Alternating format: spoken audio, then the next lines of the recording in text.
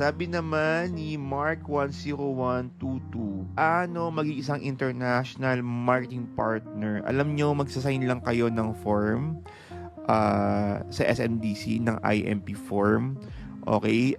Then basa nyo lang po with your passport ID, and then yun na po. I-emailin po sa akin, and then ako na bahala magpapasa sa office. Part-time po ito. Part-time po itong pagiging IMP. Hindi mo naman kailangan mag full-time. Ayan.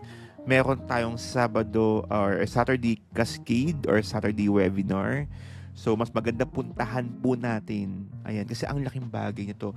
Every Saturday, meron kaming webinar. Hopefully, makapunta kayo kung mga gustong maging IMB dyan. Meron kami sa Saturday Cascade. Marami po kayong matututunan. Kasi talagang dito, talagang kahit nasa ang panig man kayo ng mundo, ayan, talagang aabot talaga yung knowledge na paano nga ba magbenta ng SNDC project. Lalo na magpapasko. Hindi, wag lang tayo magdepende sa single income. Dapat tayo po ay nag-check ng ibang opportunity. And based on my experience talaga, ang daling magbenta ng SMDC.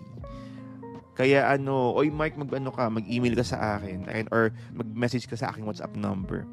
archedajustin.smdc@gmail.com.